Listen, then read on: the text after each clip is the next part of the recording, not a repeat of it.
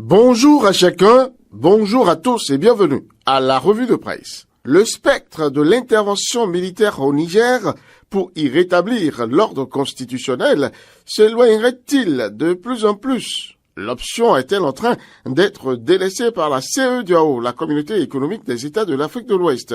En tout cas, il y a des actes qui y font sérieusement penser.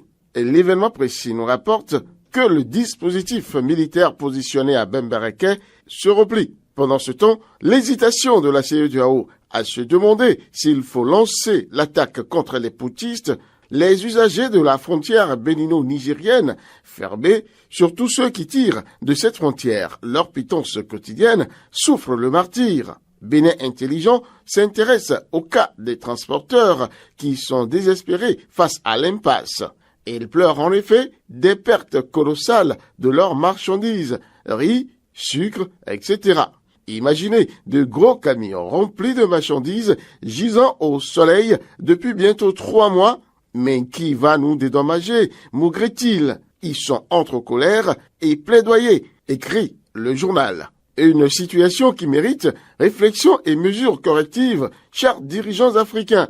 Restons à l'international pour dire que l'un des dirigeants africains a tensé sérieusement la CEDEAO à la tribune de l'ONU, l'Organisation des Nations Unies, lors de sa dernière assemblée générale. Mamadi Doumbouya, puisque c'est de lui qu'il s'agit, le tombeur du professeur Alpha Condé, qui préside depuis lors aux destinées de la Guinée. Il demande à l'organisation sous-régionale, la CEDEAO, de revenir à son essence première, qu'est l'économie, et de s'éloigner résolument de la politique interne des États membres, rapporte la Nouvelle Tribune. Une Nouvelle Tribune qui reste regardant sur ce type d'actualité pour ramener un peu les esprits à la case départ. Revenons maintenant au plan national pour révéler avec le potentiel qu'il y a un faux magistrat qui vient d'être arrêté à Boyikon. Il y en a de plus en plus de ces chenapans qui voudraient bien exercer le métier sans en avoir la qualification. En tout cas, le potentiel nous informe que le procès de l'indélicat s'ouvre mardi prochain pour lui enseigner l'obligation pour lui de se tenir loin de cette robe noire. La Banque mondiale vient d'octroyer à la République du Bénin une enveloppe financière de près de 230 millions de dollars US. Soleil Bénin Info et Le Clairon se donnent la main pour annoncer la bonne nouvelle à leur lectorat, tout en signifiant que ce sont les réformes dans le secteur économique qui ont commencé par porter leurs fruits.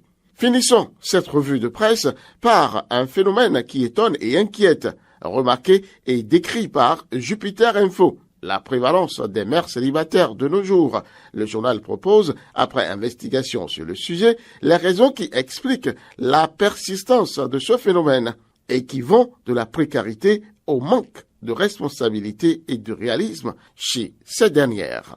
Fin de cette revue de presse. Peggy Ludovic Dagba. Rendez-vous dimanche prochain.